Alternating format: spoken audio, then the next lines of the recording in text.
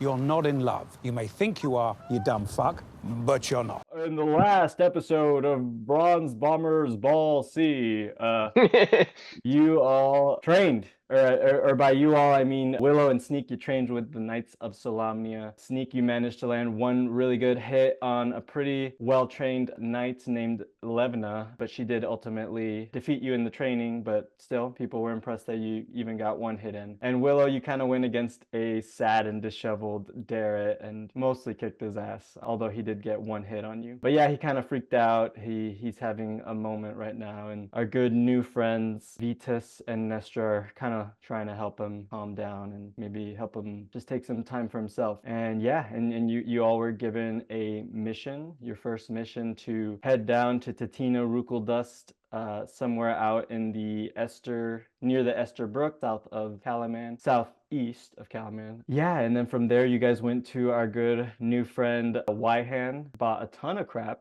from him and got a pretty good deal. He had a pretty weird shop and seemed like a weird, mysterious person too, although generally worked well with you all in regards to coin exchanges and potions. And then from there, you all, I believe, just went out to kind of set up a little money-making scheme out in the city market. And I'll show kind of like, I mean, I think I've shown this image before, but just kind of an idea of what maybe I imagine the city market to kind of look like amidst Calaman. You guys see all kinds of people, all kinds of booths. You know, some of them are more like the blanket style on the ground, more simple stuff, you know, blanket with wares on it, no chairs kind of vibe. This is maybe more the produce heavy section of the city market. But yeah, I imagine the city market to be quite an enormous section of buying stuff, buying all kinds of stuff. And yeah, random assortment of people, random assortment of goods. Sometimes the fortune may be in your side, but other times it might not be. So we shall see what you all have set up for us. But yeah,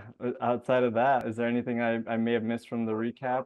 I know like Lyx and Melvin, you all kind of just reflected on your time at New Atari, but I think, let me see if I can find, maybe I'll let Melvin decide, or I don't know if there's like music to set the scene, but I can just put kind of generic fantasy stuff. I think maybe Sneak, are you ready? Maybe we start with you because yours is like kind of a solo thing from what I could tell. Yeah, we can So set mine up. I had a couple different ideas, but ultimately I came down to one that's fairly simple. So cool. Take it away. So I think the way I'll do this is, how long do you all want to be doing this? I know events could happen that maybe alter the time of how long this is, but is there like a time length you all had in mind for doing these activities? Hour, 2 hours, more? I think it was like kind of sell our shit real quick, maybe hour and a half, 2 hours, and then rest at the tavern and then get on out. Because ultimately, I remember the person saying we'd like you to go within at least a day. So I don't know if we want to spend too much time. Yeah.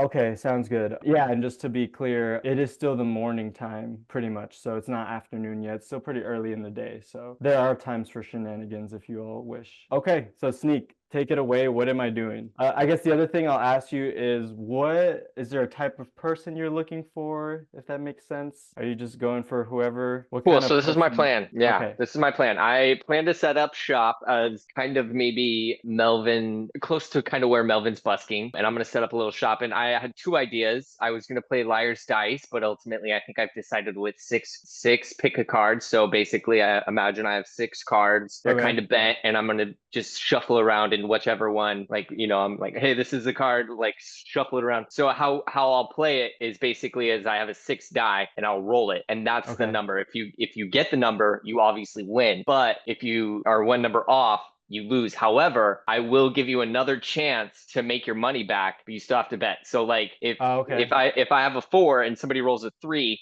they can just lose, or they can give me 1 more gold for a chance to win 4 gold. Okay, so do I roll 2, or do I just say a number? I guess a number. 1 You have to roll a 6. You have to roll a d6 as well. Okay, and then we just share a result. Yeah. So and also I'm going, as you said, there's kind of people are poor right now, so the buy-in is straight up 1 gold, and I can play with many people as well. And I will. So if you pitch 1 gold, I obviously will pitch 1 gold. So and then out of character, obviously I'll be in character with these people. But are you going to use sleight of hand? Or are you going to try to? manipulate? Ideally, I do want to use sleight of hand, but I don't know how to like really put that in. So I'm gonna just play honestly, I guess. Okay, it's up to you. If you want to do a sleight of hand check at some point to try and finesse the dice, you definitely can. Okay, but we can. But I like the idea of playing honestly and seeing where that goes. Yeah, I think it'll be fun. So cool. Let me check my volume real quick. Just maybe I muted myself, or I don't know if I should like. I also have to keep track because I'm actually using my gold here, so I have to make sure. Okay. So and it's, so there's the minimum buy-in is like 1 gold. Just 1 gold. That's it. Okay. Cool. Let me get back in. Okay, so what kind of person are you looking for then, Sneak? I'm actually looking for maybe a group of people. Okay. So that way maybe I can just try to hustle them out of many. I'm gonna roll. Yeah. So nothing too specific, just a group of people. I'm gonna roll a d20. Let's see what. Okay, this is kind of like a luck of the draw for the people. So it's a bunch of red-robed individuals. They look pretty young. They look quite young. You can, if you want to, you can do a history check, but you don't need to, Sneak, if you don't want to. Lyx and Melvin, you immediately know these are probably acolyte red-robed youngsters. Okay.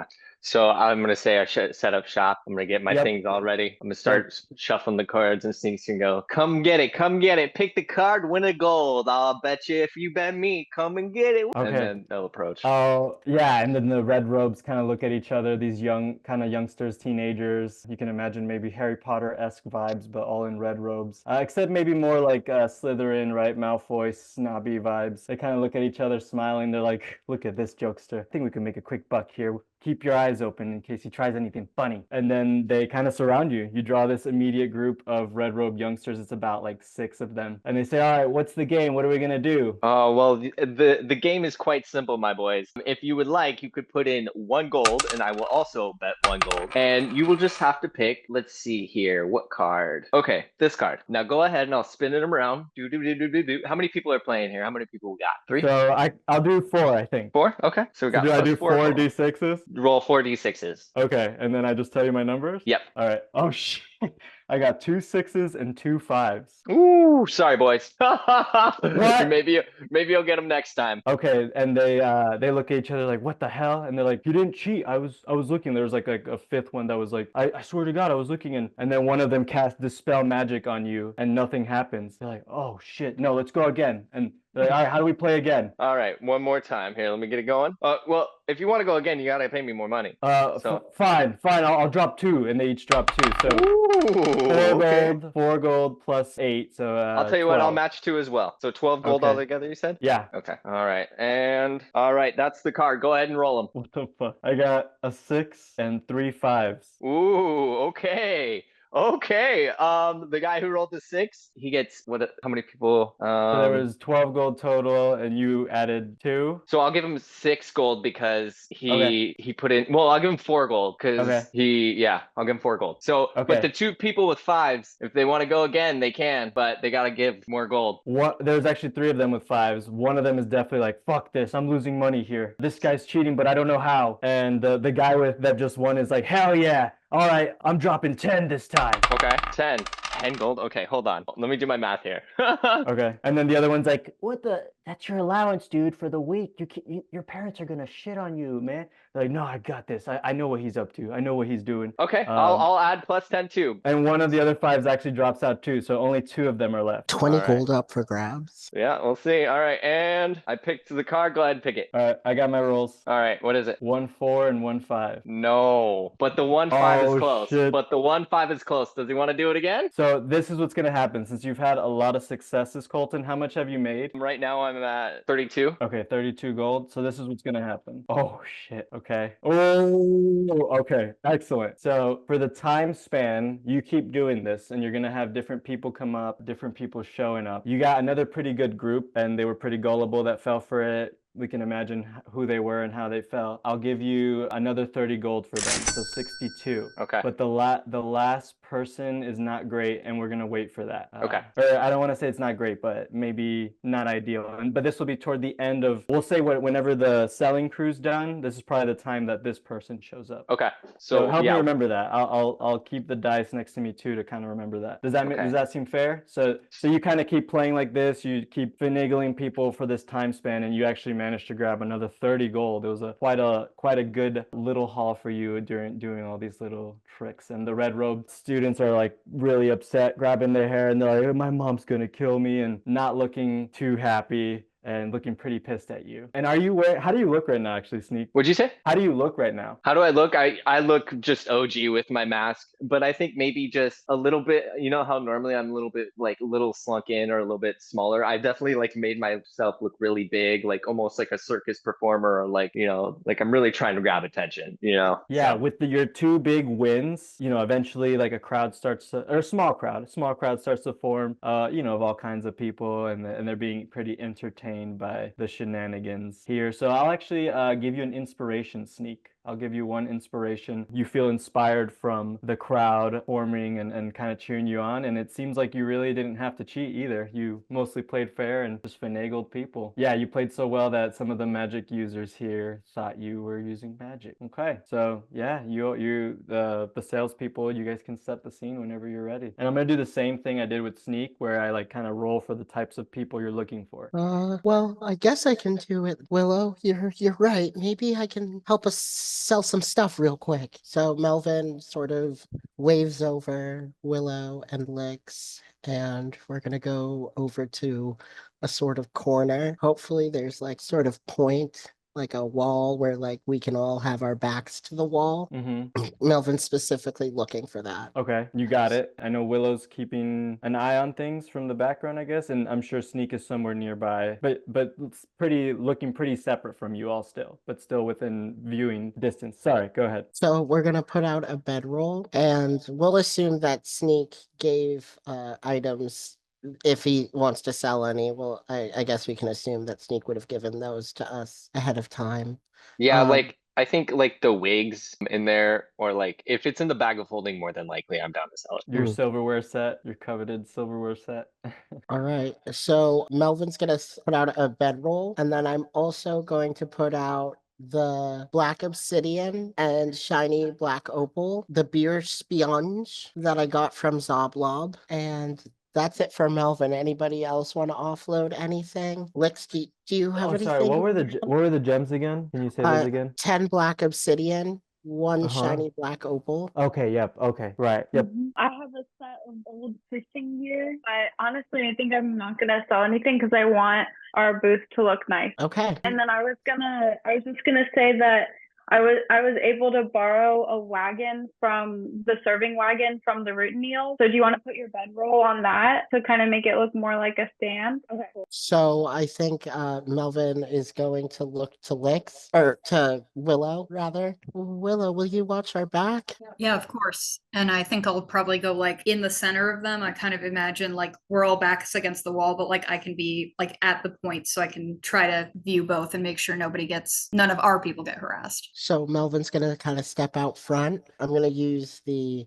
entertainer's pack and a disguise self spell, actually. So it's basically Melvin, but he's just a little bit taller. Maybe some of his features are changed a little bit. Maybe he's not the new Anesti even. Maybe he's appearing as I forget what the other kind of elves are called. The Solari? Sylvanesti, maybe? They're the like... Sylvanesti. Yeah, they're like, if you remember how Lidara looks, they're kind of like the greenish, bluish skin colors. They can they're variable, but normally like light, waterish looking colors. Yeah. And then so I'm going to do that. And then I'm going to use the soul keys. And I wrote a little song that you can imagine Melvin singing. It's called Bubbles and Wares. Okay. And it's actually like kind of like a rap. I cannot rap it.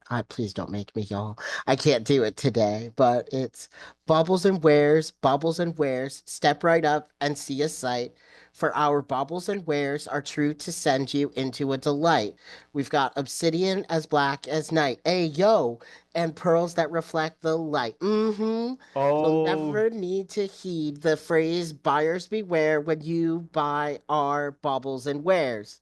And Melvin just sort of keeps doing this around and maybe throws in a sort of solo. like a piano Yeah, like a piano or soul solo. keys. Okay. Yeah, soul key solo. Maybe there's a little bit of bardic magic flowing through the air. Uh-huh. And what that actually is enthralling performance class feature. Oh, yeah. Okay. Remind me what that does. I kind of remember. It's like a mini charm or something. Yeah, so I'm gonna roll. Wait, I'll try. So choose a number of humanoids within 5 feet of you who watched and listened to all of it. Are there people around? Have people stopped? Yeah. Oh, yeah. I rolled for it, and they're enthralled. All kinds of people, different. It seems like they're from different classes, but some look like they might have money, some not, but they're enjoying the performance regardless. Maybe like 12 people actually are pretty enthralled. Yeah, do you want to make wisdom saving throw against my spell DC? For The 5 charm of the. for 5 of them. Cool. Let's do it. What's a fail? What do I need to beat? 16. 16? Oh shit. Okay. So surprisingly, 3 of them save, but 2 of them are really into it. And let me do another luck roll for you.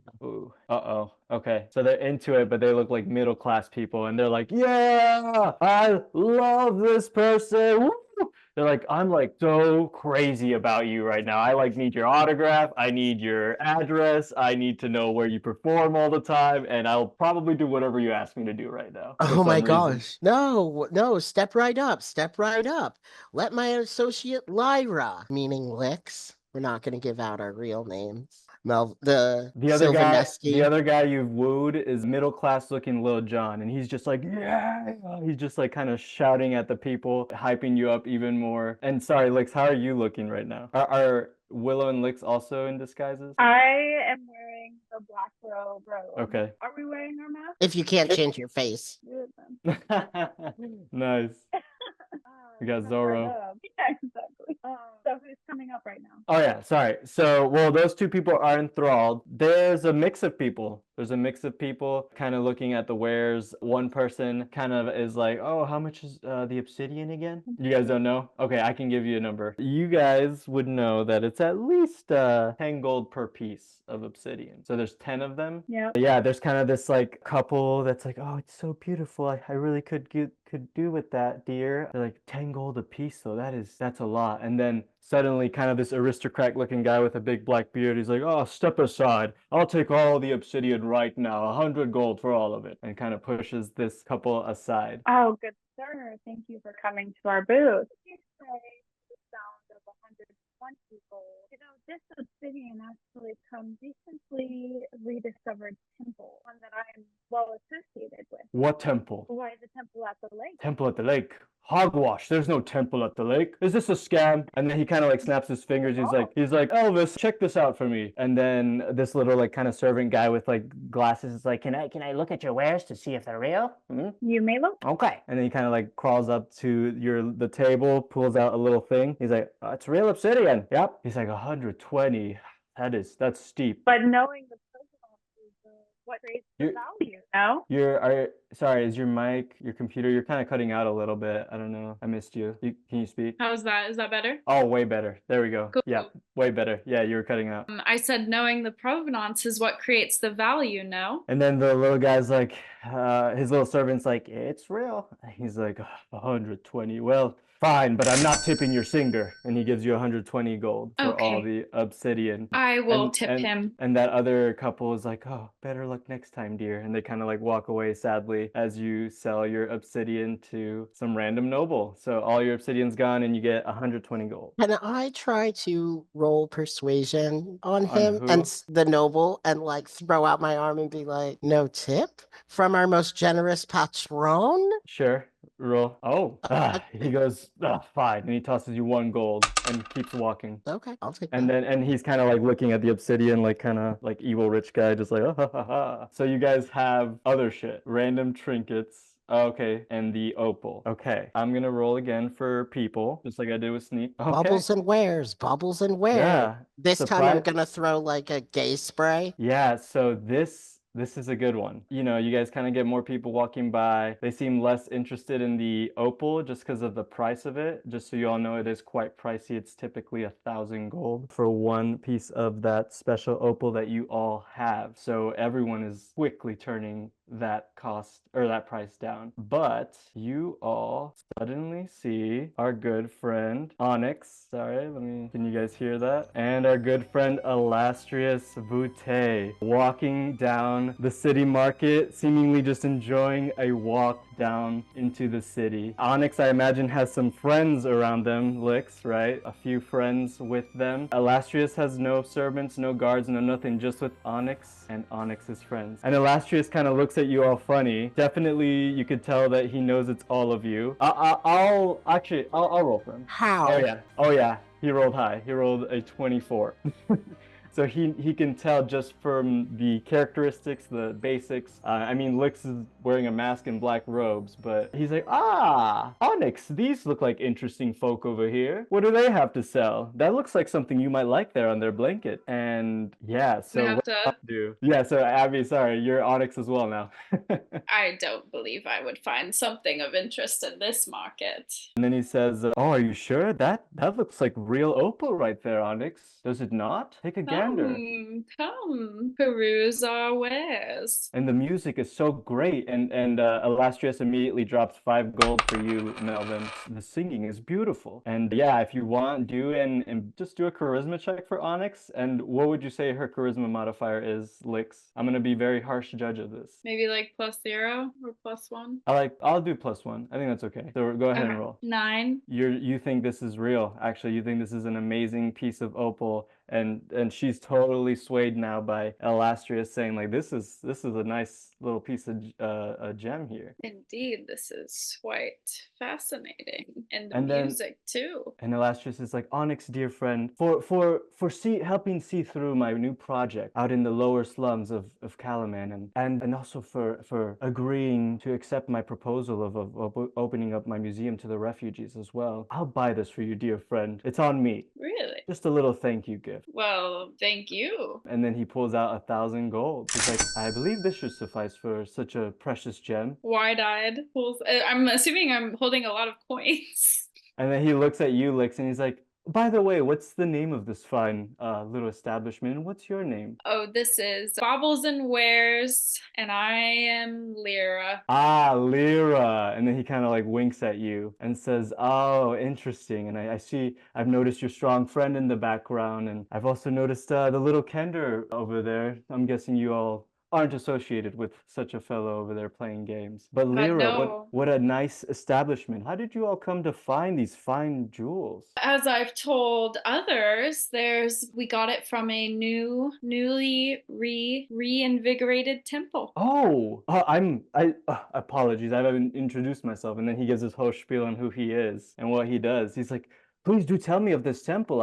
I'm quite aware of all kinds of temples in the area and historical landmarks. Well, it's the one on the lake. Pardon me? Which lake? Oh, the one Now, outside do a of the deception town. check. Do a deception check now. Oh, 12. Yeah. He's like, oh, interesting. And then he's like, okay, I see. I've not heard of this temple at the Crescent Moon Lake, but I'll have to go check it out then. It sounds like quite the discovery that's gone under my nose. And he's like, oh, and then he kind of looks at that stone, the trinket stone. He's like, oh, this is interesting. And it changes like temperature or something. It like goes from hot to cold. Yeah, so I don't remember what they look like, but I remember it was really funny because I rolled 2 separate times and I got one that emits heat and a different one that emits cold. So it's 2 separate ones that I imagined her keeping together, so it's not like it doesn't burn or it doesn't freeze, but just to balance each other out. He's like, oh, these are rather fun and seem magical. Are you in the schools of sorcery,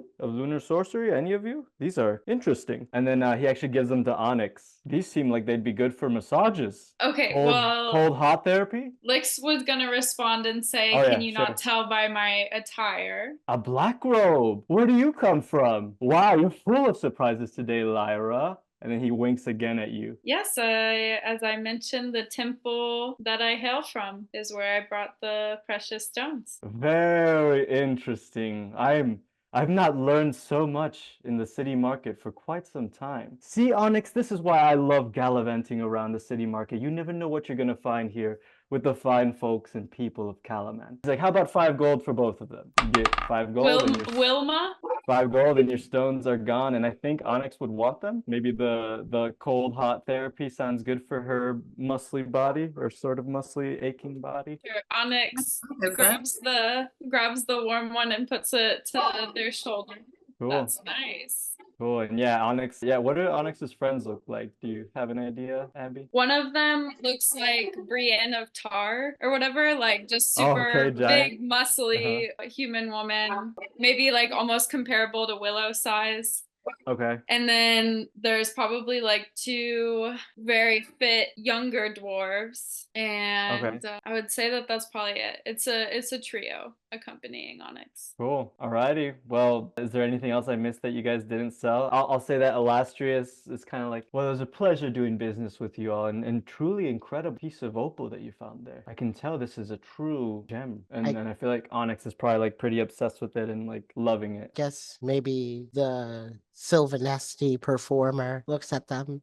Compliments of our good trade associate, Zablob. Ah, Zablob. Hopefully he's in the market too. Onyx, why don't we go gander and see if he's around? And then he kind of does his classic, like, tip of the hat, you know, long white hair, almost touching the ground, bow to all of you. And he winks at you again, says, a pleasure meeting you, Lyra. I'll see you around, I'm sure. Gives like kind of a bright smile to all of you, really, including you, Sneak. Even though I think, Sneak, you're probably pretty crowded still and like people are enjoying it, but he kind of like smiles in your direction too. I feel the vibe. As he continues to walk down into the city market, people blocking his view after just a few seconds walking around. Yeah, so if you guys need to do any math to split all that up, your opal's gone, your obsidian's gone, the weird trinket is gone. Was there anything else you all were trying to sell that I missed? The beer sponge. Anybody want the beer sponge? Yeah, with the beer sponge, I just rolled a natural 20 for this luck for you. So fuck, this big dude comes out and there's like a group of them and they all look pretty swole and they're like kind of chugging like big giant mugs of ale.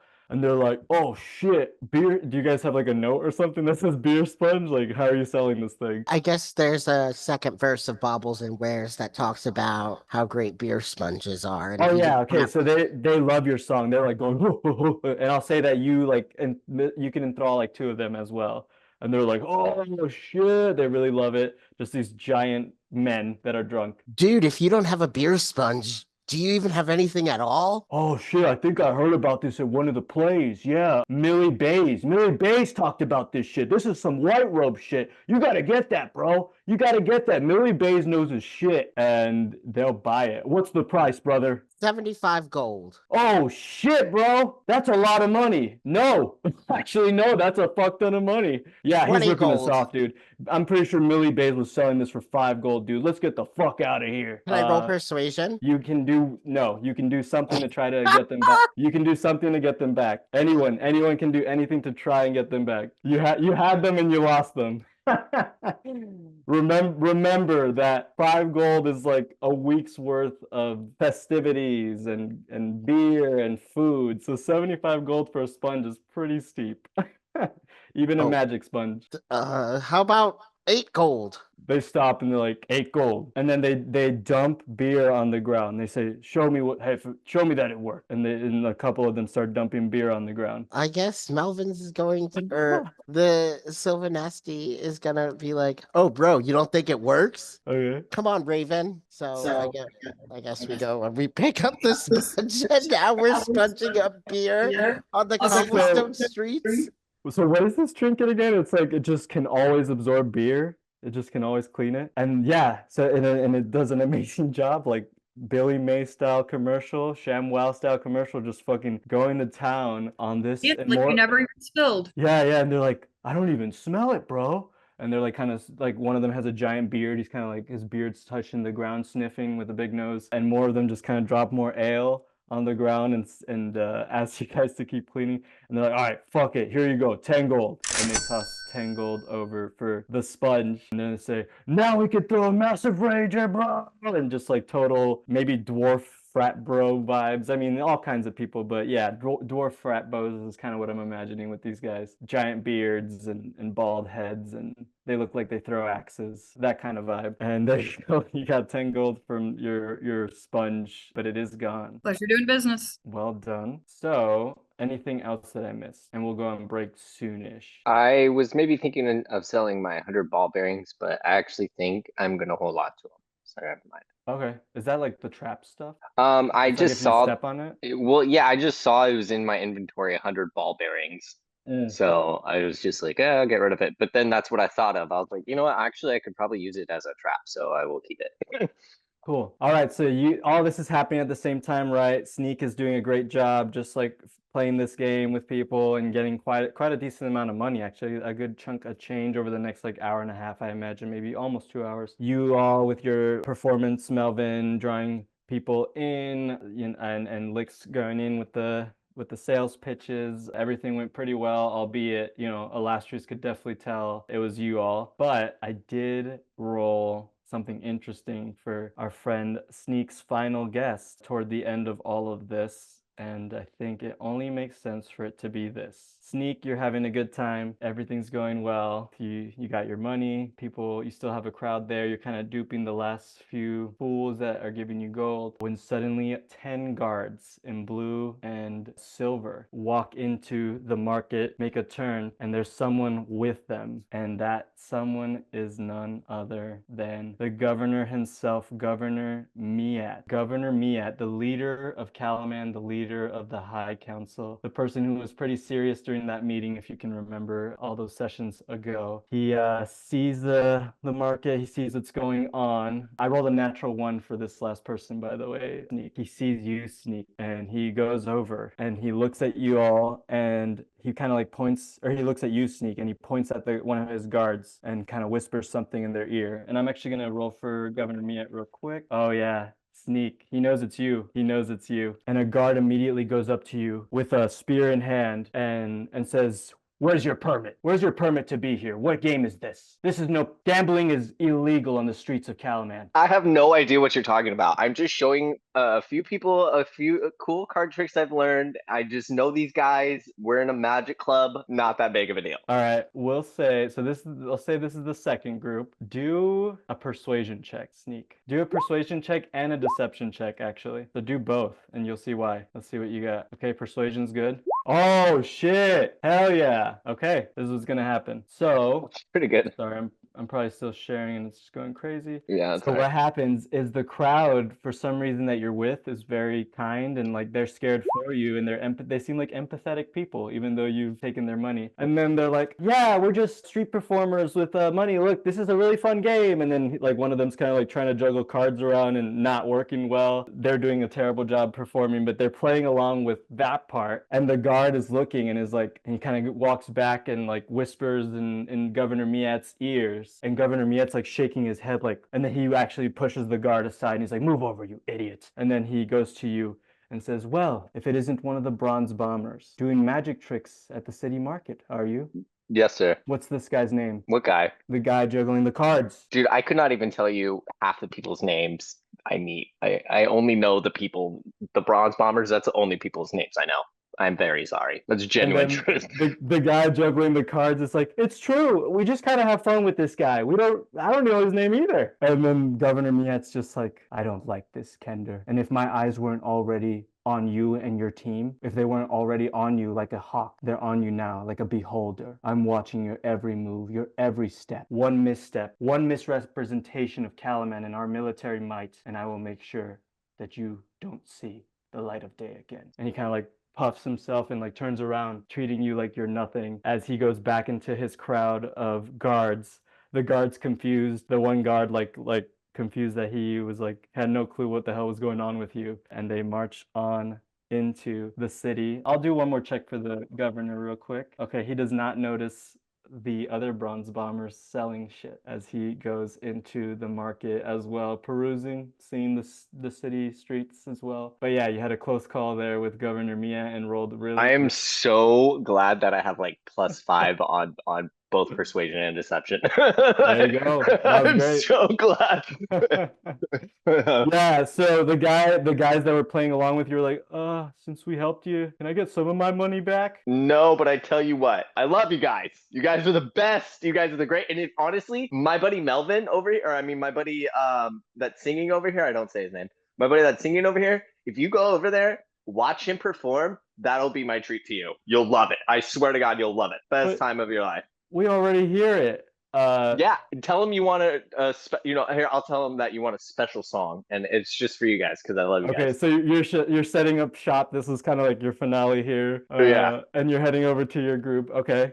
So let's see what's going on. I'm gonna walk over to Melvin. I'm gonna kind of whisper in his ear. I'm gonna go, "Hey, I just promised these guys a song. They kind of looked out for me. I just almost got caught by the guards. Blah blah blah. Can you just like sing them a really cool song real quick? Can you just do a performance for them? And then at the end of it, I'll also tell them if you like really knock them off their socks, I'm gonna tell them to tip you. Can you do that, Melvin? Or am I in the hole? Yeah. He's in the Sylvanesti, so he's trying to act a little bit more confident. I guess I'm gonna perform. I'm gonna open up the songbook that Melvin knows in his brain, I guess. We're gonna do When You Believe. Okay. Do you want me to roll for it? Yes, actually. We'll do a performance check. Okay. So you all hear... Oh, Jesus. What'd you get? A great number. A great number. So you all hear this. Hopefully it's not too loud. I think I have wireless headphones now, so it shouldn't be too crazy loud anymore. I'll turn it up a little bit, actually. So Melvin starts singing that. Oh my God, what the fuck? These guys... He's just gonna take it up the octave. Yeah, they feel so inspired by you. They're crying, actually. And, like, the guy that was juggling the cards with you, let's say, what is he? What is he, Colton? Just throw out a race, throw out a whatever. What kind of person is this? He's an elf. Okay, an elf dude, little ponytail, little black-haired ponytail. He goes up to you and he hugs you and he's like, I didn't think you'd be right, but this is hitting hard, man. Told you. And you're tearing up too. Yeah, and they're like, well, you took most of our money, but we came together with 1 gold for your friend because it's too beautiful. And together they cumulatively give you 1 gold, Melvin. But passerbys with this performance throw in an extra 4 gold total. So a bigger crowd kind of shows up as you all are closing up shop now. I got my ass saved. Oh, I got my ass saved. Thank you, Melvin. Good. You guys did good, yeah. And the guys enjoy that. They enjoy what you gave them, Sneak. They totally were wooed by your gesture to take a listen to your friend. Okay, good job. I had no clue how all this was gonna go. It sounds like you guys made a shit ton of money. So think about if you want to do any more shopping or anything. It's probably still like 11-ish. It's like almost afternoon time. Probably early afternoon now at this point, but sun is still bright out. You guys have a mission. I think you agreed to meet Than at the Steady Beacon, the tavern, if I'm not mistaken. So yeah, you guys tell me what we were doing next, but let's take a 10-minute break and reconvene then. But our good friend Lyx it sounds like you're immediately kind of getting a letter going to Isabella after having that sort of weird exchange with Ilastrius. Realizing that there may be some consequences and feeling a little bit concerned for Isabella. You know, like, Lyx worked for Ilastrius, and so she's like, I don't know, why did he care so much about the Crescent Lake? Why the way that he was asking the questions was a little odd. Why did he just spend $1,000 on Onyx when he's already given up his, or 1,000 gold on Onyx when he's already given up his mansion? It's just like there's a little bit of hesitancy, and remembering that Isabella felt kind of overwhelmed by just hanging out and interacting with us, and realizing they've told Grip plus, you know, Ilastrius, and things are, you know, coming out really quickly. So using that handy dandy emerald pen, scribbling a note really quick, and then finding a uniformed mail delivery person. Okay. Kind of like searching through the crowd. Yeah, you actually do find, Lyx would know that there's a postal service system in Calaman. There's a bunch of messenger hawks stationed at kind of this like generic wooden establishment that takes in letters. But there's also people, typically pretty healthy looking people, that actually run around letters all over Calaman itself and kind of also nearby. So that the messenger hawks are used for long distance, especially over waters. The people are more for like the shorter distance stuff within Calaman, but also within a certain radius of Calaman. And you find a pretty muscly looking humanoid, light skin, pretty tall, maybe 6 feet. Big mustache, just big, kind of like classic, like, I don't know, old wrestler mustache with the little curls. He's got on a funny looking cap, a funny looking little blue cap, and yeah, and has kind of these weird, almost like Greek white robes, but that are pretty tight fitting, like almost like Roman. I don't know. Yeah, like you guys kind of get what I'm saying. Like those white fitting tight clothes, sort of a short skirt. Honestly, a short skirt, just pumped thighs, the strongest legs you've ever seen in your life, and you find this person. You, messenger. Oh yes, you have a letter for me, ma'am. I do, yes, and I am gonna give you 5 gold if you can put this at the very top of your to-do list right now. Where's this letter going to? I'll be right out. It needs to go to the Dark Temple on Crescent Moon Lake. Huh. Okay, I know where Crescent Moon Lake is. And then he like takes off at a crazy speed and is just running. Is just fucking running with your letter, takes your 5 gold and is zooming. Yeah, so just a dude is running out. And I think I probably wrote it like super quick, so maybe my friends just kind of observed, so I just share really quickly. I sent this over to Isabella because of what I've been doing. Cool. Melvin feels a little bad. He hadn't really thought of those consequences. Yeah, so I jotted it down. A letter will be going out to Isabella. Okay, so you guys are closing up shop. I'm gonna say actually Sneak, the elf guy that kind of helped you out. He's like, hey man, you seem like really cool and like you like know this amazing singer, like do you want to be friends? And like the other guys are there too, his other friends are there as well. I would love to be friends. I'm kind of new to the area, and I would love to make friends. I wasn't lying though, I am really bad at remembering people's names, so you might have to forgive me, elf friend. Okay, what's his name, Colton? He reaches out his hand. What's his name? Robin King. Robin. Okay, Robin King. The name's Robin King. Nice to meet you. And he shakes your hand pretty ferociously. We're the birders. We're the birders, just a ragtag group of friends that like to peruse the town and get up to no good sometimes. And yeah, the rest are just this oddball group. I'm gonna write this down. They definitely look like my type of fellas. Okay. You said the burgers? Birders. The birders? Yeah, I guess so. We're named the birders. You're probably asking yourself why we're named that. The name's Robin, you know. Kind of just, I'm the leader of the group, so just a name that we came up with after that. Makes sense. Yeah, we're all Red Robe rejects, so we just kind of hang out together now and show the Red Robes that we don't need to be a part of their stupid school to have any success in life. Hell yeah, brother. He's like, well, we'll see you around. We like to hang out at the Steady Beacon if you ever want to drink, man. Yeah, hell yeah. I'll buy a first round next time I see you. I'll take you up on that, especially after all the money you fucking took. And then he kind of like slaps you on the back, kind of playfully slaps you on the back, but kind of hard as the birders go off. Yeah, so did I hear what they were saying? Or I think Sneak came up. Yeah, they're all around Melvin. So yes. Okay, did you want to finish? Sneak, did you want to finish what you were working on? No, I was just gonna say I like panicked and couldn't think of a name, but I have this like action figure of like the Robin King. And I was like, okay. Robin King, dude. Anyway, sorry. Nice. Cool. I don't know what that is, but I'm happy that it's a fun name now. It's like, yeah, it's a weird thing. Okay, cool. Lyx is just gonna jump in and say Red Robe rejects. Oh, cool. I think they're long gone at this point, Lyx. They're walking away. Oh, okay. Red Robe rejects is sick though. Perhaps they alliteration. I don't know. What do you think about that, Lyx? Well, you can stop them if you want to. I don't want to be making too many decisions on Isabella's behalf, but those are sisters now. You'll take care of each other in the end. But potentially, maybe they would be willing to help her if, I don't know, if they do wield the tide.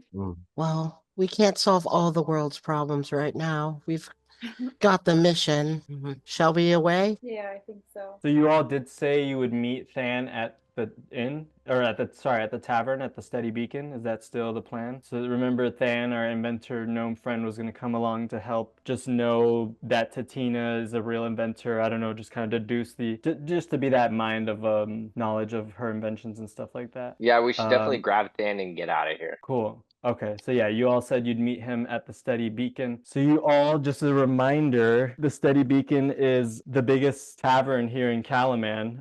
If you all are on roll 20, I have it over here. I'm pinging it now. At the entrance, there's two large metal beacons, and they're very clearly replicating the giant harbor beacons, right? The harbor beacons of Calaman Bay. So basically two lighthouse looking things, except they're made out of like metal paneling. So kind of an industrial bar brewery kind of vibe again. Yeah, and so these two large beacons stand tall as a doorway sits in between. You all enter and it's actually booming. And I imagine that we're hearing now like kind of the classic tavern music this time around, just like just stuff like that going around. Maybe I can find something while you guys are chatting or whatever. But yeah, it's booming. It's whimsical fun. There's music blasting through, echoing through the establishment as people are dancing and singing along, jumping on tables, slamming mugs of beer on tables. The servers are bustling through groups with drinks and food and large plates as the owner, I believe his name is Jessen Thold. I imagine him as a classic, almost Mario looking like bartender with the little, the little vest and all that stuff going on. Moving quickly to get drinks out. I'm assuming you all maybe find a more quiet corner. Or actually, Than is sitting kind of pretty far away. It looks like he's just drinking water in like a quiet corner. On the second floor, there's 2 stories in this establishment. You all find Than kind of awkwardly sitting in a corner, just waiting for you all, drinking water. But yeah, I mean, you guys can do whatever you want. This is the scene. I say, let's get him and let's head out. Yeah, I don't need to eat. Can you guys hear that? Okay, cool. I am sharing it from my Spotify again, so if it's too loud, let me know. I'll need to control it. I can go up and tap Than on the shoulder and say, hey, you want to just go? Maybe I'll do it because maybe I'm littler and I can just wiggle through the crowd of people really fast and be like, hey, let's get out of here. Oh, I guess we're kind of the same size, huh?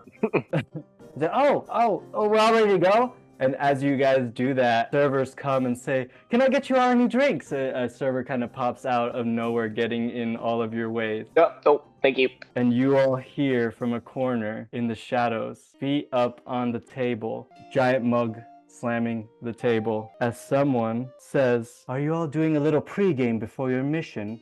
And it's Levna, as Levna Dracorn, the Knight of Solamnia that you fought, Sneak. She comes out of the shadow. This time she doesn't have her helmet on, and you all can see her. I'll show you real quick what she looks like again. But she's the one with the big scar on her face. You all can actually see now that like parts of her hair is kind of like balding, and then the scar continues up into her head. But she has pretty black, like brunettish hair, and she says, you guys all pre-gaming before your little mission. Ma'am, I just got here. I am just trying to grab this man so we can get out of here. This is Levna. And then she says, I see. So you all do not drink. Are you all ascetic? No, I get down. It's the middle of the day. I got shit to do. Oh, I know the shit you have to do. I'm well aware of it. But I don't think you are aware of how important you all are. I don't think you understand, Kender. And then she looks at you all. Does anyone say anything before she continues? She's kind of silent now and just kind of stares at all of you. Why can't you just call me Sneak? Why you always gotta call me Kender, dude? Just call me Sneak. It's fine. And then she does an awkward laugh, kind of like a forced awkward laugh, and says, you're right. You fought well, Sneak. You fought well. And she actually stands up and smacks your back. She says, you fought really well. But one thing is, you all have no idea how important your jobs are. To put these pieces together of what's going on here. To see the threats of war and help our civilization survive. To find out who our real enemies are. And then she kind of leans in closer to you, Sneak, saying that as she's looking at all of you. And Than's kind of like awkwardly staring around like, what the fuck is going on? And she says, do I make myself plain? Like my boy 50 Gold said, get rich or die trying. And she starts to squeeze your shoulder really hard and says, I'm giving you all the benefit of the doubt since you're refugees, since you supposedly faced the Red Dragon army. I too have faced these dragons and barely escaped with my life. But mark my words, if I sense treachery from you all, I will execute Kiri Jolith's justice without hesitation. And I want you all to do charisma checks, and Sneak, do yours at advantage. While we're doing that, I think upon hearing that, Willow will just tap the battle axe and be like, fair enough, to show that she also has the blessing. So it lights up. She says, a nice tool. What magic imbued that? The same deity that you just mentioned. So, okay, none of you are intimidated by Levna. Sneak, you're okay because you use that advantage. And yeah, she says, Kiri Jolith blessed your axe. May I see it? I mean, you can see it from here. I'm not overly fond of handing it over. Last time I did, kind of had a. She steps up to your face. She's like, and she's face to face with you, and she's like, I'd really like to hold it and see it myself. Can I do an insight check? Sure. Just want to make think sure Sneak will also kind of like look Willow in the eye and just like, yo, if she does anything, like I got your back. Like, I don't know if that helps, but I'm gonna let her know. Like if you don't want to do it, like I'll jump her. Her sword is noticeably not on her. Her sword is pretty much leaning against the chair because she got up. Yeah, with a 19, you can tell that Levna is dead serious about her threats to all of you. And no, that's not. I'm trying to make sure that she's not like going to try to do something like untoward with it. Like she's gonna give it back when she's done and not. So you can't. So insight checks won't tell the future, but what they will do is you can tell that she seems incredibly interested in it. Like genuinely interested in seeing this magical weapon that you claim is blessed by Kiri Jolith himself. That seems very sincere. Her threats seem very real. And kind of from what you've pieced together from the little bit that you know of her, you just feel like she's just as serious as can be Knight of Solamnia, one that takes their vows very, very, very seriously, although not as serious if they're drinking at a bar, but the rest of it seems to be genuine. Yeah, we all have our things. I'll just kind of hand it out to her and be like, I do want this back, and let her take it to inspect it or whatever she's wanting. So I'll do a check for her. She looks it over. Wow. And she is amazed. It's actually like lighting up her scar a little bit. And you can tell that with that insight check that you rolled really well, you can tell that she can tell this is like genuine, and she actually believes you, and she looks up at you and she says, what did you do? And then she gives you back the axe slowly, but she's kind of staring at it still. How did you get his favor? I'm not really sure. I've been having a lot of run-ins with gods. A lot of weird things are happening, but yeah, it was very shit. I just lost what I was gonna say.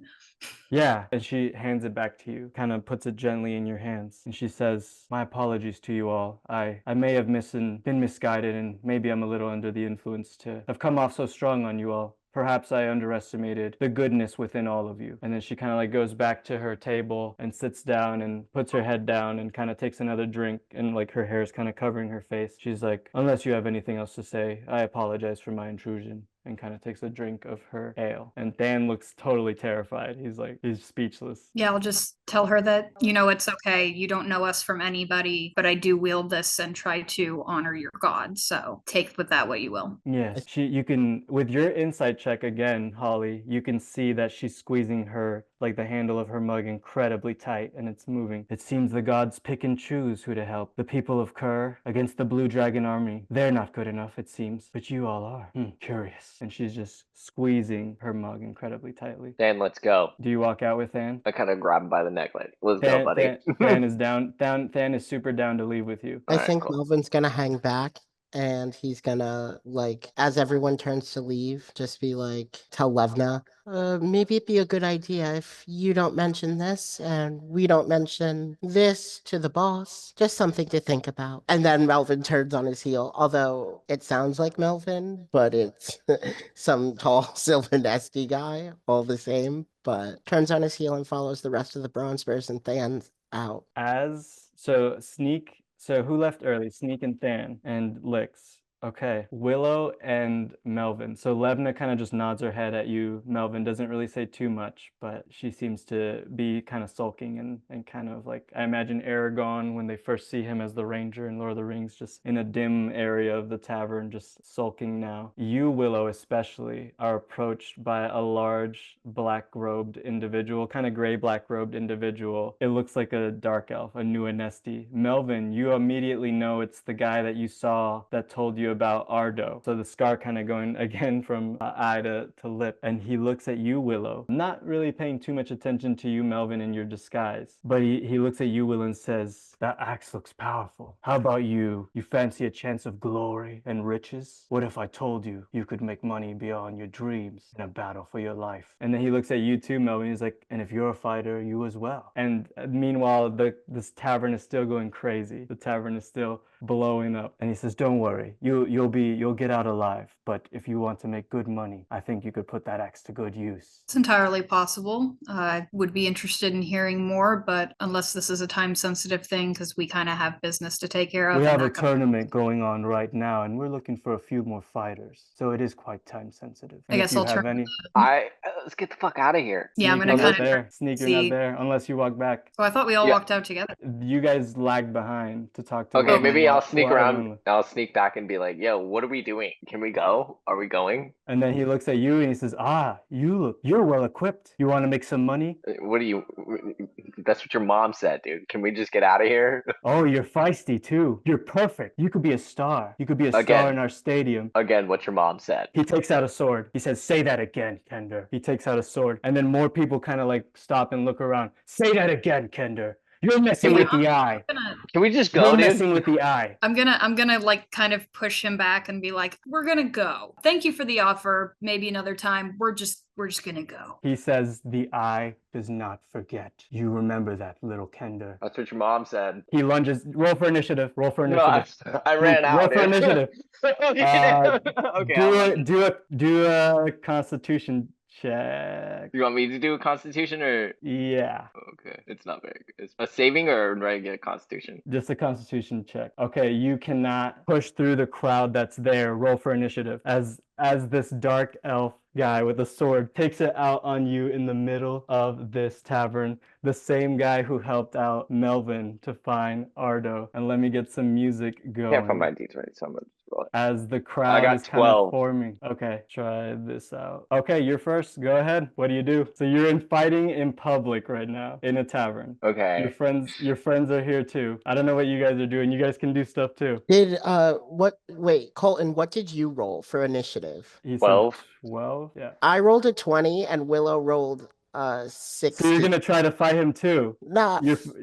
Initiative means you're ready to roll. So you have to decide. Are y'all jumping in or what? Are you guys publicly fighting this guy? Can I use a reaction to make an action and be like, whoa? Yes, do it. What is it?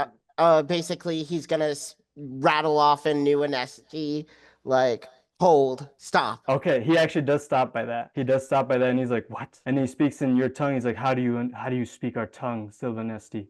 Doesn't really he say still much. Has his eye. He has his eyes right on Sneak, sword out, still looking at you, Sneak, your every move. Let's just say a friend taught me and we're leaving. Can I use my movement to like run 30 feet out of the doorway? Is that He shows his shoulder and touches something on his shoulder and a light emits. And then he says, very well, but the eye knows who you are forevermore. And then he goes back into the crowd and disappears into the crowd as whatever that means has happened. Let's get out of here, dude. Like, sneak out by the scruff. I'm not even gonna let him walk out. You shouldn't have made it so easy for those mom jokes. I'm just saying. The eye knows who you all are. Okay, so what's next? I reckon my hour has to be up for my disguise. So we'll just say now it's bubbling and there's a pop and Melvin's back. Okay. So yeah, we're moving. Yeah, So since we got Than and everything, let's. So Than is like, what the hell just happened in there? You guys sure know how to draw a crowd. Kind of been a weird day. Yeah, and I guess it's gonna get weirder. But okay, I guess I'm going on an adventure with you all. I'm a little scared, but I guess you all seem tough. Do you know anything about the eye he was talking about? They said that the eye now knows us. Do you know anything about that? Because there was some flash. That's all I know. No clue. Yeah, no idea. It must be a local thing. I'll roll for him. Fuck it. I'll roll. Yeah, I mean, I've seen like murals or something. I've seen paintings of blue eyes around town sometimes. And that guy had like a blue eye on his cape. That's all I can think of. I'm not sure what it is though. It sounds scary. Yeah, I'm not too thrilled. I'll have to research that later. We got things to do. I personally am not scared. An eye can only see. If it's a brain knows. That's more terrifying, I think. So if they were the brains, maybe that'd be fucking scarier. And then Than's like, that might work in not the city, Sneak, but sorry if I don't want to misstep. Maybe you're way stronger than I think, but there's all kinds of crazy people here when I went to gnome school, and I just kind of kept to myself. So you would, I don't know, maybe Lyx can vouch for me, but there are some scary people in this place, and you might want to be careful. No, but thank you. Okay, I'm just trying to look out for you, buddy. I'm just dumb. It's really it. I mean, I'm also dumb, but maybe not that dumb. And then he like is just like, oh, sorry. I mean, just not that brave. Nope. Uh, You said it, buddy, not me. no, brave. That's what I meant. And then he kind of like is like goes near Willow as he says that. The Okay, so little you guys. guys and their big mouths. So are we all heading out now, south? Are you guys okay? So as you all kind of head down the similar path as last time in the Calaman Forest, right? You kind of see like a lot of good open fields across the forest, rolling hills, and you guys see again the Dargard Mountains, right? Those dark black mountains looming way out in the distance. It looks like there's an eternal storm over it. Always. My music's not working again, so I'm sorry if there's random music playing. As you guys are kind of walking southeast, following kind of the map that you all have been given, you all actually see on like one of these dirt paths that heads toward the Esterbrook. So now you guys are kind of heading southeast of Calaman. Along this path, you kind of see random passerbys, but there is a notable group that walks by. It's 6 men of different races, elvish backgrounds, different elvish backgrounds, humanoids. There is one Kender among them as well, and they look rough. They look really rough. They look like they're grabbing their like stomachs. Some of them are like holding their heads as if they have a migraine. I mean, some of them have like pretty bad bruises on their faces and arms. And I'll have you all do an investigation check, and I'll do it for Than too. Okay, he's not helpful. Oh shit, a rare natural 1 investigation check. Yeah, maybe Sneak, you're just like emotions are weird, or I don't know, you're a little confused as to what just happened with the whole eye thing and with that new Anesti. A little heated still. A little heated, yeah, a little heated. So not focused on these guys that look all beat up. Willow and Lyx for sure. These guys are well armed, but they're not like soldiers or anything. They look kind of like they have like mercenary garb maybe, or like even like roguish garb. They kind of look like they're wearing similar clothes to like maybe Sneak. So they look like they could be thieves, bandits, mercenaries, something like that. And yeah, they look rough. They look like totally beat up, but they also look like you don't maybe want to mess with them. They have weapons and stuff. Melvin, I mean, yeah, you notice the weapons for sure, but you don't quite put together that like, oh God, these aren't like normal travelers. I think Lyx and Willow, you are definitely like, these guys look like they could cause trouble, but they're in a state of pain where it looks like they probably won't. But they don't look like, go ahead. Are they walking to or from the Crescent Moon Lake, or like what direction are they walking? No, they're walking from where you're heading, it seems. So the Esterbrook, which is like a small brook southeast of Calaman, and it looks like they're walking straight toward Calaman now. So they're walking toward you all, and they look totally beat up, and some of them are kind of walking by all of you and not saying or nodding or acknowledging any of you. Are they saying anything to one another? Yeah, some of them are like, what the fuck was that? Like you kind of catch that with that investigation check. Like there's just one guy. I don't get it. And they're kind of walking. And then the Kender goes up to all of you actually all of a sudden. And it's like, praise Paladine. Praise Paladine. I'm going to change my life now. Yes, today I change. I see the light now. I see the light. And then he looks at all of you and he's like, you're all good people, right? Are you good people? Yeah. I should think so. Good, Mostly. Good. Melvin is Yeah. terrified. Melvin absolutely is scurrying behind Willow. Because there's people out there, I don't even know what to call them, but people of real justice, and they can cause pain. I see the light. I'm leaving this group. Fuck all you guys. And he starts like running ahead of all of them as they're all like in pain, and they're like, what the fuck's wrong with him? And this Kender just kind of like jolts off away as the group kind of slowly keeps like limping by all of you, unless you guys do anything. Than, do you have any like weapon on you? Oh, no, actually. I didn't think about that. Yeah, my weapon's Do you have an my... extra? I could give him my short sword. Oh, thanks. How many Or my things is long that? sword. Probably the short sword. Or a dagger? Or my dagger. Well, the dagger is on Part the of the crossbow gauntlet. so I Yeah. can't give it. So yeah, I'll give him the short sword. The short sword looks like a sword, like a normal sword in his arms, and he's kind of like trembling, holding it. He's like, I think I'll leave the fighting to you all, but I appreciate this just in case.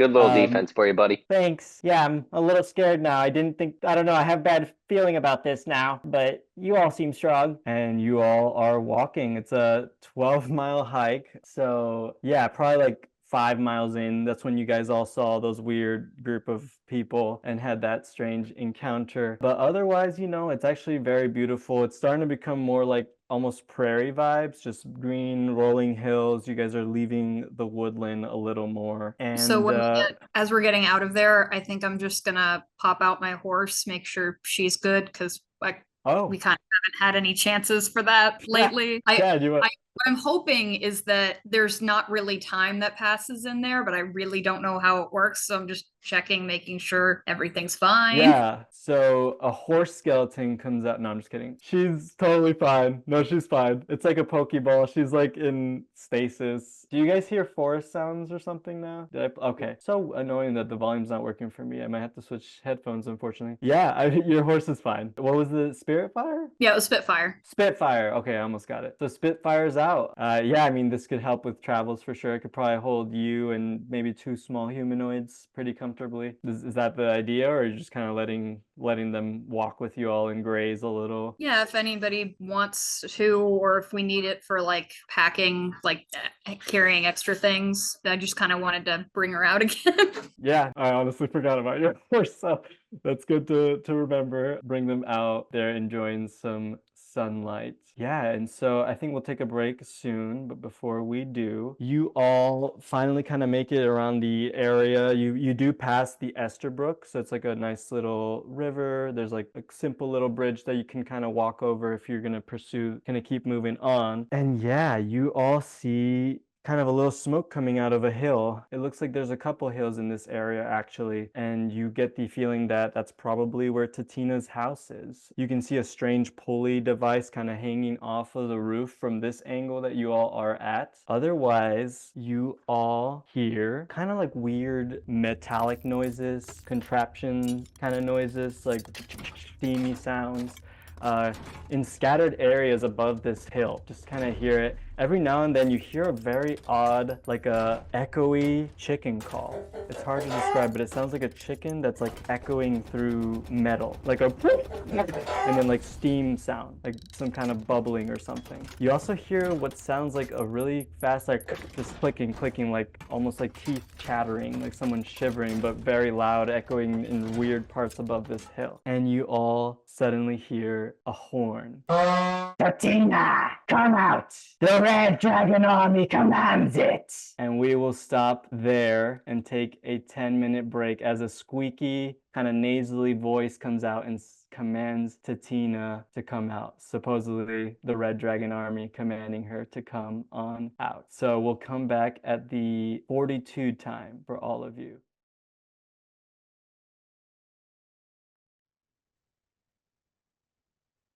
All right, I think Lyx is coming up. I feel like you could rap over this. Yeah.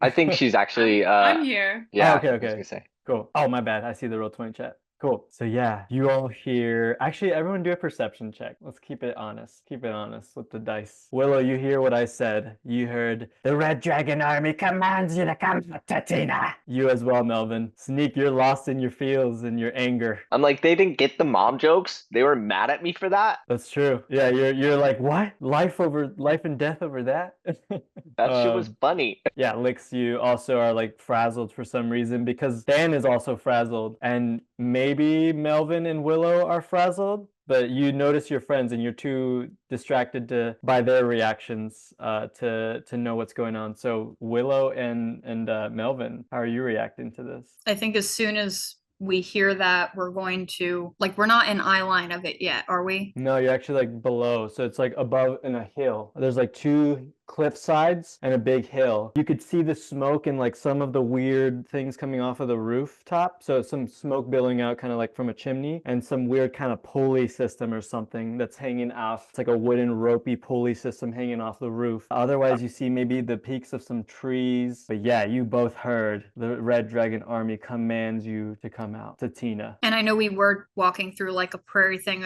Are there trees or any kind of cover that we can quickly duck behind, or are we just not heading up the hill? At the top of the hill, it looks like there's some trees. Okay. Heading up the hill, it's just the hill itself, the different angle of the hill that gives you some kind of small vantage. Okay. I think that Willow, noticing that Melvin also seemed to pick up on it, is just going to stop everybody and basically be like, did you guys all hear that too? That sounds bad.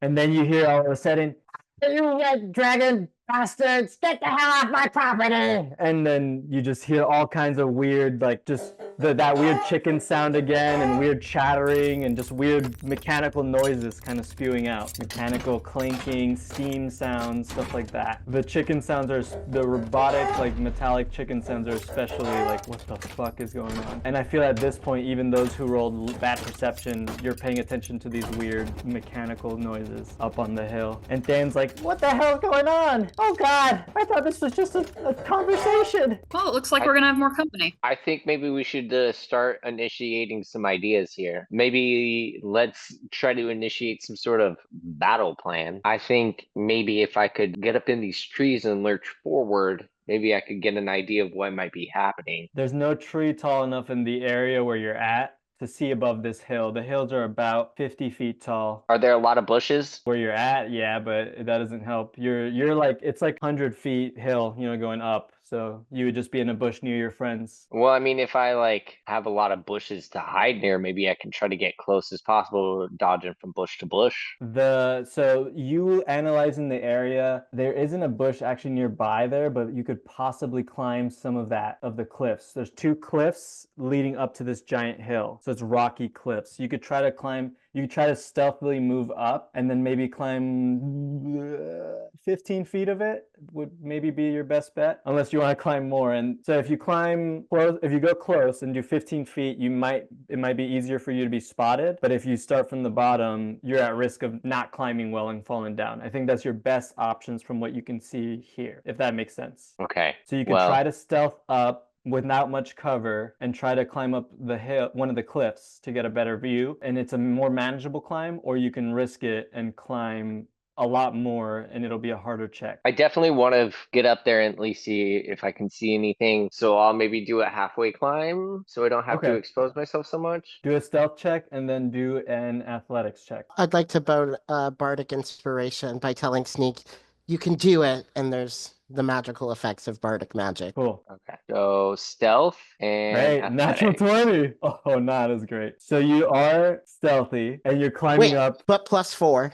Plus 4? The bardic inspiration or don't you get to add the D6? D8? Yeah, he has to roll the D8. Yeah. A D8? Yeah, if you want to. Yeah, we're rolling a D8. So stack that on top of the 7. Oh shit! You 14? do it. Yeah, cool. You do it. That actually Thanks, Melvin. That gets what I was thinking. Hell yeah. Okay. Yeah, so your friend's inspiration is able to keep you going. You're able to stealth. You're kind of just literally just staying low to the ground, kind of doing quick army crawls, I'm imagining, up the hill. Actually, I'll let you kind of describe this. Anything else? I'm kind of imagining that because there's not much cover. It's more like 100%. I imagine myself like kind of crawling like some sort of monster you'd see in like The Mummy, or like some sort of, you know what I mean? Just like scaling walls and just like hiding in shadows. 100%. Now I'll have you do a perception check. Wow. Okay, amazing. You guys are rolling great. You see Sneak immediately catching your attention. There's a giant wagon to your right, a giant wooden wagon with all kinds of weird gears and mechanical components on it. Some of it looks like it's been destroyed. Some of the wagon's been destroyed, like the back of it, and like tools and gears are spilling out. As you see 1, 2, 3, 4, 5, 6 goblins. You see 6 goblins in red armor surrounding what looks like a really nice, a little humble stone home, a cottage on this hill. So you see 6 goblins, and then you see all kinds of weird contraptions that you can't explain. It looks like a chicken that's made out of metal, just kind of jumping around like almost like a toy and like freaking out at these goblins. You see what looks like chattering teeth, like literally the chattering teeth toy, but more like steampunk version of it,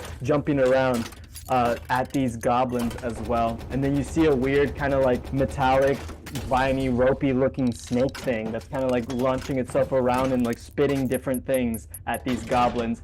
As you see a blonde-haired gnome woman with a long ponytail just throwing these weird devices out on the field, yelling like, "Get the hell out of my property!" As these goblins get weapons out and start shooting at her house. They're breaking down the wagon next to her home. They're trying to fight back these weird contraptions. But yeah, she's looking like she's in trouble, and like they're trying to break into her cottage. Yeah, there's trees up here, and yeah, 6 goblins is what you see with your perception. I would probably, at this point, want to come down and tell the information. All right, you do that. And as you do that, you hear bangs coming like as if they're slamming into her doors and stuff like that. But now you all know that there's goblins up there in Red Dragon Army apparel. And Dan's like, oh God, what the hell are we gonna do? I think that they wanted her to be alive and also fuck the Red Dragon Army, right? Running in. Yo, let's do a sneak attack. Let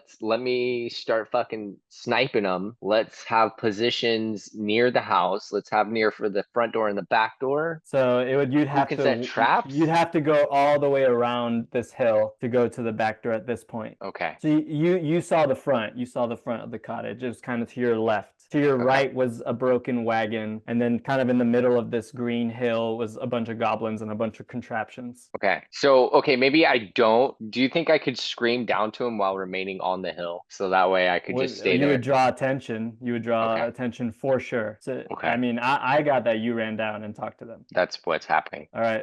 So what are you guys doing? Sneak, The I banging think you should lead continues. lead the way. So you start with a surprise attack and then we'll follow behind you. That's a good idea. Maybe we should just do it that way. Okay. So I think I will hold the front and we're gonna try to sneak. It's around a mountain, right? We got to go around a thing in order to. You can go up the hill to head straight to the cottage at this point. If you go around, it'll take more time, but maybe you can get behind it, I guess. It'll take a lot more time. Melvin's gonna whisper, what if we all just concentrated our attack right in the center? Sneak, you fire arrows. Lyx, maybe fire some poison. I'll cast a shatter their way, and Willow, blast them. That sounds like a good plan. Should we go up the hill then and fucking get to it? Let's go. All right, Sneak, you're good, but it sounds like you guys want to stealth in as best as you can. How far is it? Because I have an idea, but I want to make sure it works with the plan. It's probably, the hill itself is probably like 80 feet running up. Perfect. So I'm going to stay behind with my horse and everyone can stealth ahead. And once I start hearing things going, I'm just running up. I imagine she's much faster than I am. Okay. On the horse? Riding on horseback, yeah. After they've started, because then they get the sneak attack still if they succeed. Or if I can tell that they've been got, I'll just go. Cool, perfect. The cavalry. Alrighty, okay. So so Lyx and Melvin, can you do perception checks for me, please? I'm gonna keep yours sneak. Or sorry, I meant stealth. Sorry, I meant stealth completely. So just roll for stealth. That's better than what you got. Oh wow. Okay. You got you three. Alrighty. I'm gonna change the scene, and you three get an ambush opportunity, right? So you guys basically get a surprise round, and hopefully you can all see the map. I imagine that Than's gonna lag behind, very scared to stay alone out in the woods. He actually is following you all. I do have your warhorse out here. I should really make a token for it. I forgot about that. But yeah, you guys can spawn yourselves, or unless you need me to spawn you, I can spawn you. So you're leading the charge. I'll put you up here, Sneak. Okay, thank you. Sneaky boy, we got Melvin. Lyx, I can spawn you if you need it. I got you there, Lyx. Alrighty. What do you all do? You guys have a surprise round, and then we'll do initiative. And actually, I haven't even rolled initiative for these guys. Okay. So I would like to go ahead and I want to shoot this guy, maybe. Hold on. Am I going first, or do we need to roll initiative? Sorry. Actually, yeah, roll initiative. Sorry, because it's a surprise round. So just roll initiative. So you rolled an 11, 18. Sorry, I rolled a 6. I didn't roll it in game. Sorry, I'm trying to change the initiative order. Oh, okay. I think it is deleting. It's just going really slow. Maybe once Melvin gets the lay of the land, he's going to realize that he can't use shatter effectively because they're kind of spread out. Yeah, they are kind of spread out. Okay, so what are you guys? So sounds like Sneak is first. So Sneak, what are you gonna do? Okay, so I see this little guy in the red there. Is that a villain or no? It looks like I'll make it bigger so you can see it. It looks like a giant chicken thing. Okay, it's wrapped in red, so it's probably not good. Okay, I would like to go ahead and maybe I want to shoot. And then hold on? Yeah, I'm gonna go ahead and shoot that chicken. No. I'm gonna shoot this goblin right here. I don't know if I can make it, but I'm gonna shoot that goblin right there. What's the range of your thing? My little crossbow. It is 20. The range is 20. 20 feet? Yeah, so I don't think I got it. Yeah, that's not gonna reach from there. You could move up a bit. You have movement. Oh yeah, I have movement. Okay, let's do that. Didn't it say 8320? Did it say 20 feet, Colton? I saw 20. 80. 20 seems pretty low for a crossbow. Really? Let me go back. Maybe I checked it wrong. And like, sorry, what'd you roll? Sorry, I'm fixing all this. So Oh, range Six. 8320. Oh, I Yeah. was reading the critical range. I'm sorry. Yeah, so it's 80 feet. Okay, then you're in range. Go ahead and take a shot. Okay, so yeah, so from here, yeah, we got enough. So I'll take a shot. I don't know if you want to count that one that I just did or if you want me to shoot it again. Nope. So you shoot, and that actually do it at advantage because it's a surprise attack. So do one more. Okay, that hits. That does hit, and go ahead and roll your sneak attack damage on that. So 5 health plus whatever it is. Actually, It's like 68. your sneak attack should be 3d6. 3d6. I knew something like that.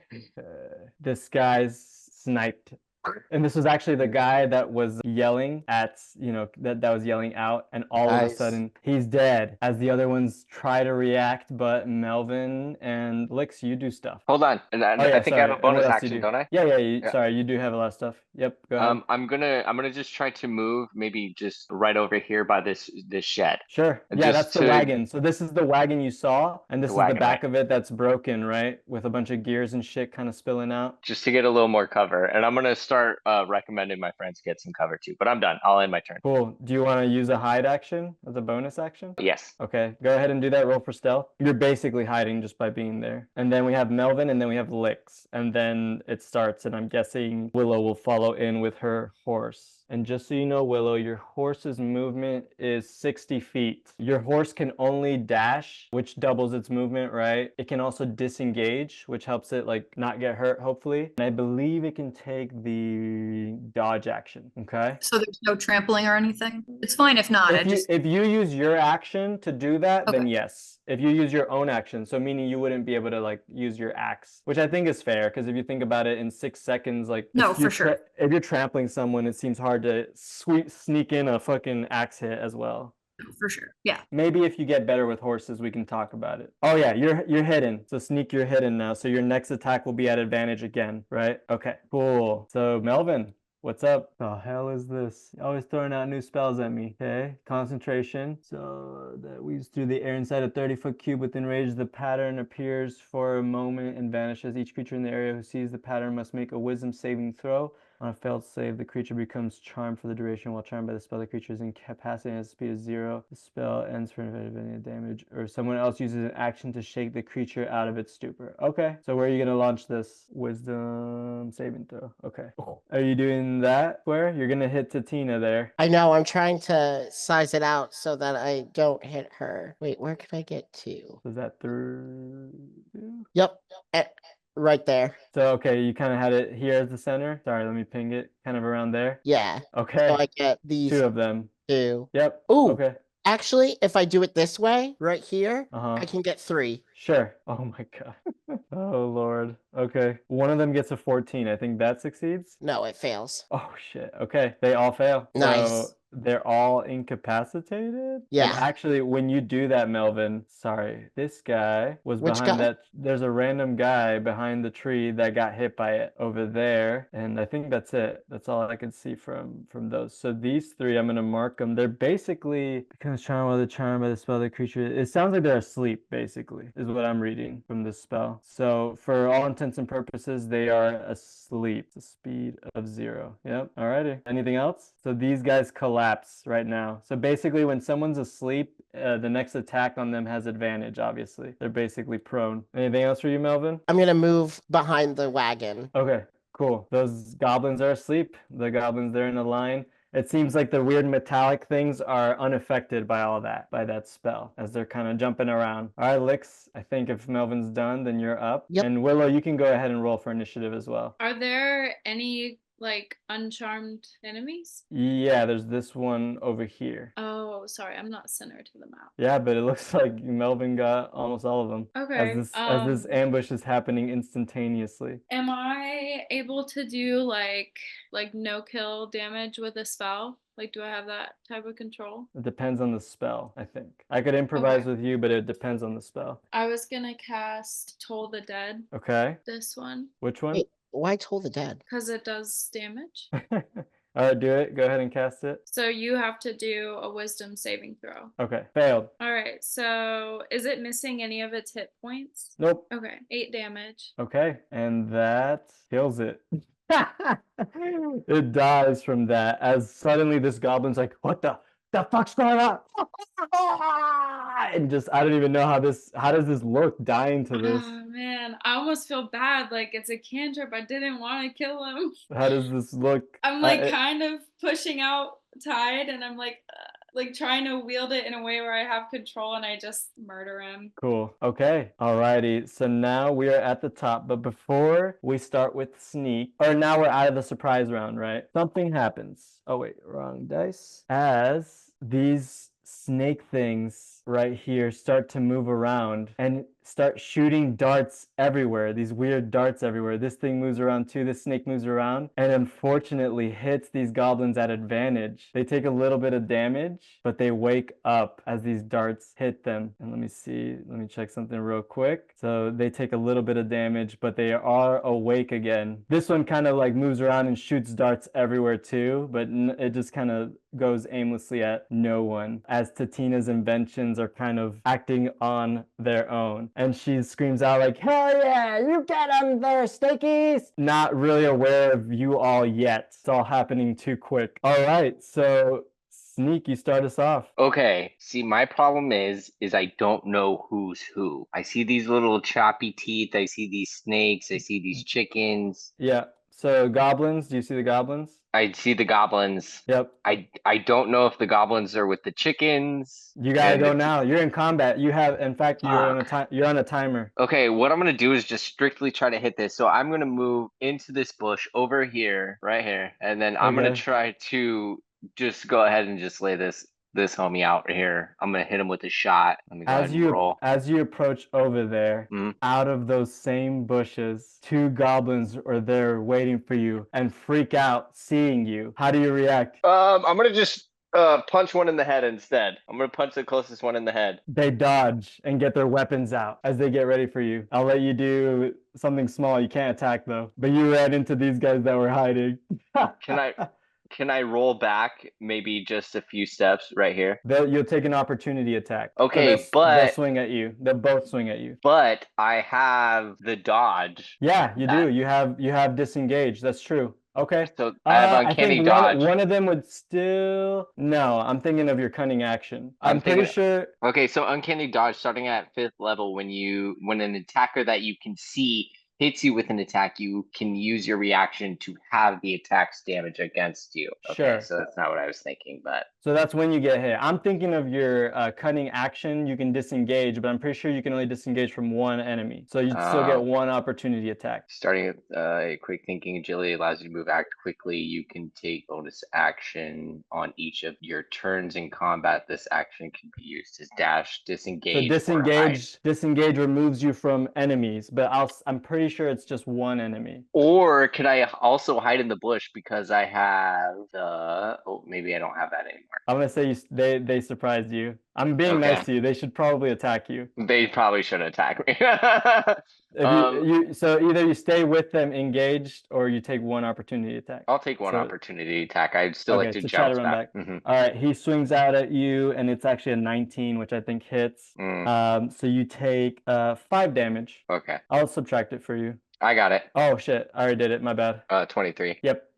I did it too. So bonus action done. Anything else? No, I'm done. Okay, cool. So, but you found more. There was more there, and they start shouting there. What the hell? We're getting attacked! Behind the wagon! Behind the wagon! All right, Willow, your turn with horse. You can move 60 feet on your horse, and actually, your horse should be bigger. And I need to make a token for them. Maybe you can help me with that. But let's make your token for the horse. It just looks like a weird generic evil thing. Oh fuck. Okay, sorry. What are you doing, Willow? I'm struggling to make this token bigger. No, it's fine. Seeing that there are more, I guess, adversaries over here, she is going to, just going to try to measure it out around that's not what I wanted to do. I think she can get to about, now it comes up. Yeah, she can definitely get to here and kind of, I think she's gonna hit this guy right here in front of the cart, I think, on her way to being closer to the group. So okay, cool. And I'm changing the music as we're now in full action. No more stealthing bullshit. We're in full combat. So you're gonna rush in over there, Willow, on horseback. And so you're going straight to that guy. Yeah. Oh wait,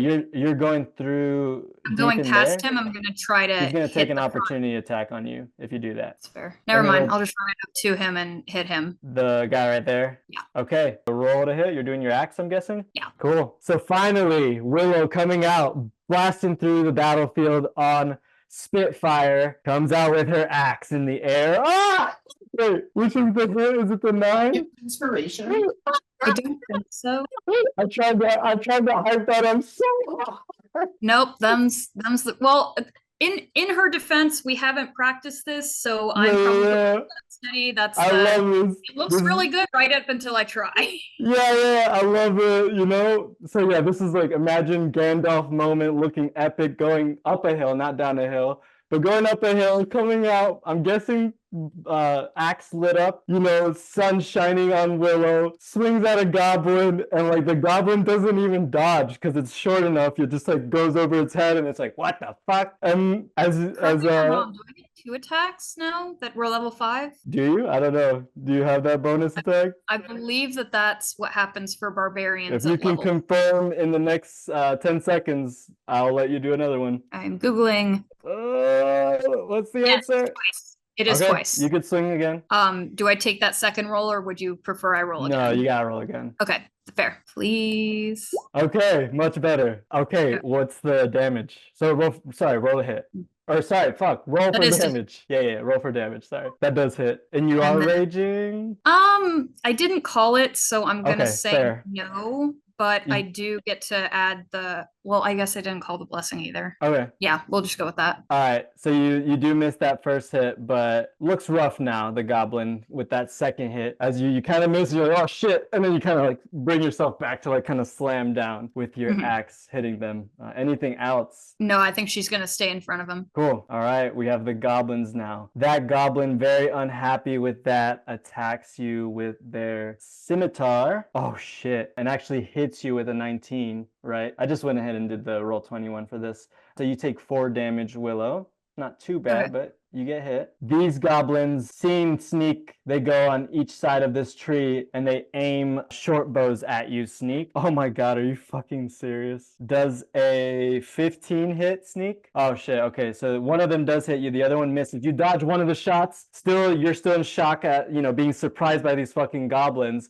but then the other one gets you right in your shoulder, and you do lose 5 health actually from that. All right. As it kind of pierces your shoulder. Can I use my reaction to have the tax damage against me? Because did I look at it? Yeah, I think so. So you'll take 3 damage. 3 damage. Heard. Sweet. So, and just so you know, half damage, I think everyone kind of knows this now, but half damage, it always rounds up. So you always do get hit a little more if it's an odd number. Okay, I take care of that myself. Thank you. Perfect. Okay, sorry. Those 2 goblins went. These goblins see a horse lady appear, run over. They're like, what the fuck's going on? Run up to you, take out their short bows, and shoot at you, Willow. Oh my god, one hits a natural 20, the other hits a 16. Wait, how? Aren't they charmed and can't move at all? Tatina's poison snakes hit them with darts and woke them up. She has no idea who you guys are. That was just bad luck. Yeah, I'm sorry, that was really bad luck. Her contraptions woke them up. From what I read in the spell, it was basically any action on them wakes them up. It was a really unfortunate series of events there. But not as bad as getting hit by a natural 20 and a 16. So, let's roll for that damage real quick. The natural 20 is going to hit you. Holy shit. So this is 15 damage, Willow. 15 damage. As I have to imagine it hits your throat, you know, like this shot just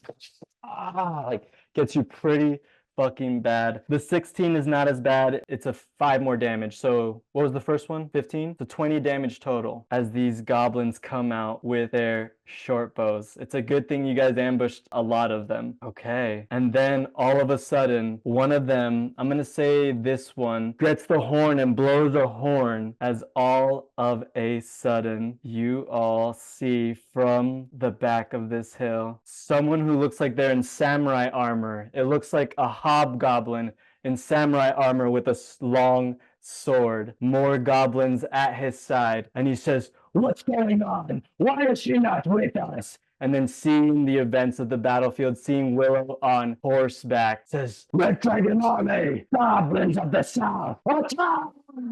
And I think, ladies and germs, we might stop there unless you guys want to go to the 30 mark. I just think that's probably story-wise a good place to stop. And we can talk a little if you all want to. So the goblins are done. We're going to start with Melvin, and shit is starting to hit the fan with the Red Dragon Army, as Willow actually got hit by a critical hit and took a decent chunk of damage. But you guys are stronger. You guys are stronger, so you're hanging in there still. Alrighty. Hold up. Let me stop this goddamn music. Cool. You guys okay stopping a little early? I just thought, like, just the way that the combat played out, that makes sense in my head to pick up from there, kind of reinforcements showing up, and it's looking a little scarier. But yeah, so Tatina, it seems like Tatina's contraptions are kind of acting on their own. She's trying to defend her home, but she doesn't know who the hell you guys are, so her shit's just kind of going crazy. Yeah, and yeah, Red Dragon Army's back, baby.